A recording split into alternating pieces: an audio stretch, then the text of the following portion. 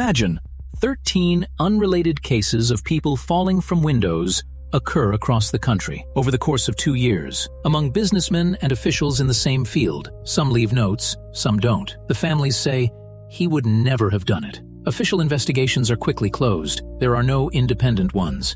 The next case is in a few weeks. This is not a detective story. This is modern Russia. Since February 2022, the first days of the war in Ukraine, Western news agencies and Russian independent publications have been recording a growing series of deaths. Businessmen, top managers of oil and gas companies, military officials, bankers, scientists. By mid-2025, analysts counted more than 75 such cases. Official versions: suicide, accident, illness, fall. Families: "No, it's impossible. My father was a happy man. He couldn't have done this." In Russia, this phenomenon has acquired a grim, unofficial name: Sudden Oligarch Death Syndrome. It's a play on the medical term Sudden Arrhythmic Death Syndrome. It's black humor as a way to describe something for which there's no official language. But this phenomenon has an official language. In Russian intelligence services, it's called wet work. It's a common term for liquidation using violence. Under this approach, execution can be framed as suicide, when, according to available data, the targets say, "Kill yourself, or we'll kill you and your family." This isn't a conspiracy theory.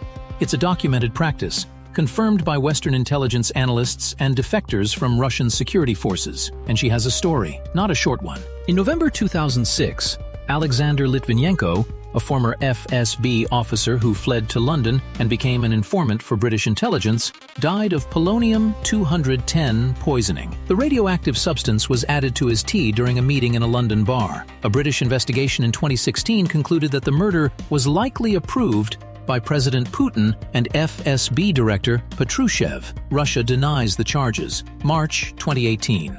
Sergei Skripal, a former Russian military intelligence officer working as a double agent for the British Secret Service, and his daughter Yulia were poisoned in Salisbury, UK, with the nerve agent Novichok. They survived. A random victim, Dawn Sturgis, a British citizen who had come into contact with a contaminated object, died. 2 GRU officers, identified as the perpetrators, visited the UK under the guise of tourists visiting Salisbury Cathedral. All of this is documented precedent. The methodology exists. The practice exists. The question of deaths since 2022 is not whether a state can kill its citizens. The question is how many of the 75 specific deaths are precisely that. January 2022, a few weeks before the invasion. Leonid Shulman, director of Gazprom's transportation department, 60 years old, found in the bathroom of his country house in the Leningrad region. A note nearby. Official version: suicide. His name is first on the list. February 25, 2022, the day after the full-scale invasion began. Alexander Tulyakov, deputy general director of Gazprom's data center, found in the garage of his home in St. Petersburg, hanged. Official version: suicide. 2 deaths in the Gazprom system in just a few weeks. 2 days. February 28th, Mikhail Watford, a Ukrainian-Russian billionaire, lives in Surrey, UK. His real name was Tolstosha. He changed it to Watford after moving. He was found in the garage of his mansion and hanged. British police have opened an investigation. Conclusion: the circumstances cannot be explained publicly. The investigation has not yet been officially concluded. 3 deaths in 1 month. All 3 are linked to Russia's energy sector or its financial infrastructure. All 3 are officially suicides or accidents. All this is happening as Russia launches the largest ground war in Europe since World War II. April 2022, Spain. The resort town of Lloret de Mar. 3 bodies are found in the house rented by Sergei Protasenya's family. Protasenya, a former top manager at Novatek, Russia's second-largest gas company, is found hanged in the garden. His wife, Natalia, is dead in their bedroom. His daughter, Eleonora, is also dead in the same bedroom. The Catalan police's theory is that Protasenya killed his wife and daughter and then hanged himself. His son, Fyodor, who was not in Spain that day, immediately spoke to the press. "My father is not a murderer." He said the family was happy. There was no sign of foul play. Something happened to them from the outside. Novatek issued an official statement, brief, without details. The incident has no connection to reality regarding the allegations of Protaseny's involvement.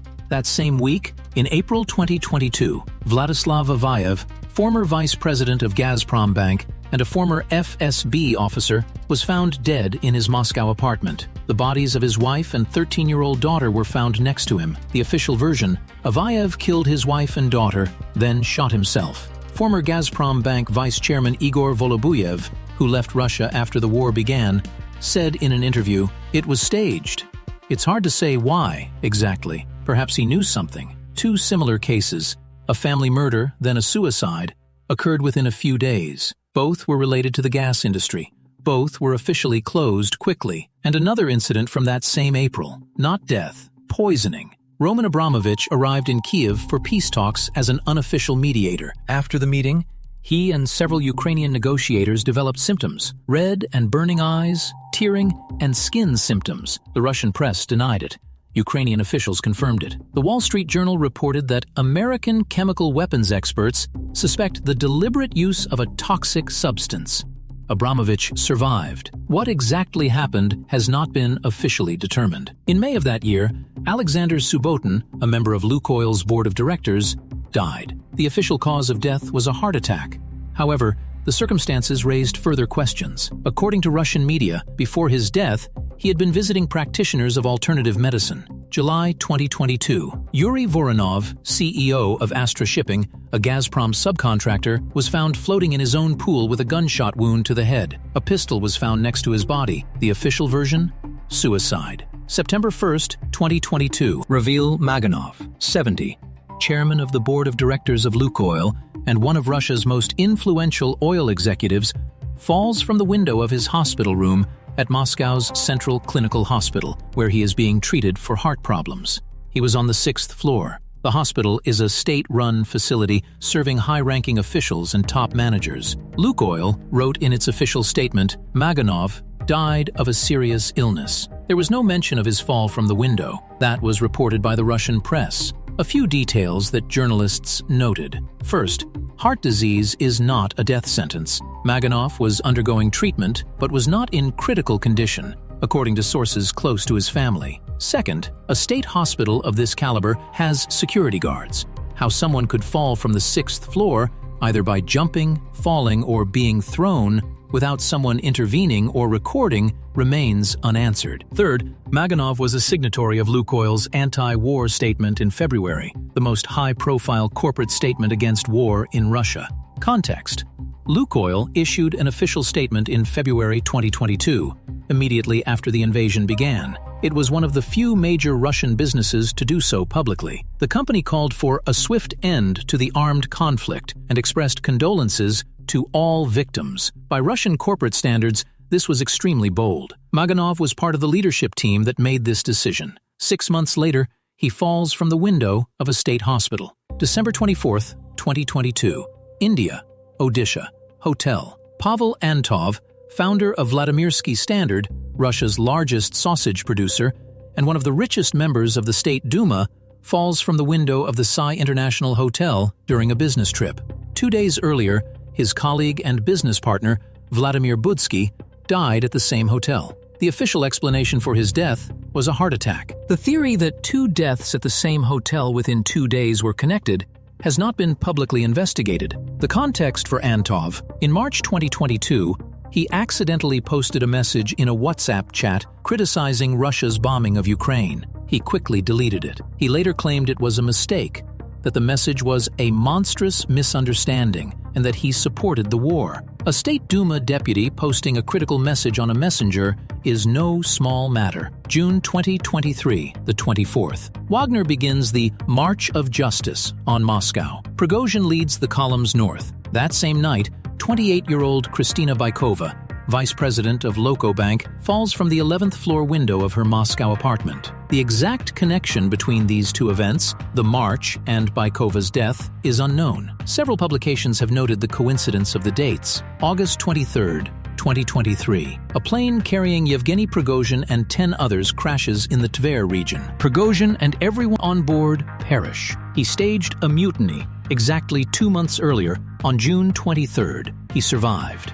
He made a deal with Putin. He left for Belarus. He spoke publicly.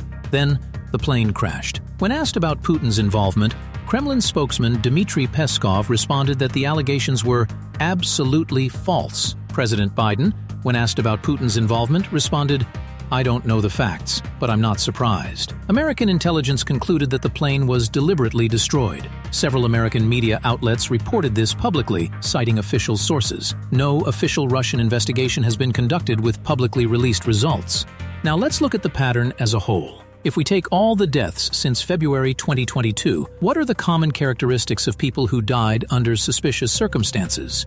First, the connection to the oil and gas industry. Gazprom, Lukoil, Novatek, Gazprom Bank. These companies account for a disproportionately high number of deaths. This isn't a random cross-section of Russian business. These are precisely the companies that are under the greatest state control and are under the greatest pressure from the war and sanctions. Second, linked to criticism of the war, or at least public statements that could be perceived as criticism. Antov with his messaging app, Maganov with Lukoil's statement, Prigozhin with the mutiny. Third, the method of death. 13 people on the documented list were killed by falling from a height. This is such a high concentration of a specific method that a special term has emerged in the journalistic community: defenestration, a throw out of a window. In European history, defenestrations were political assassinations in the 15th and 17th centuries. Now the term is making a comeback. Fourth, the family's reactions. In many cases, relatives say outright, "It couldn't have been suicide."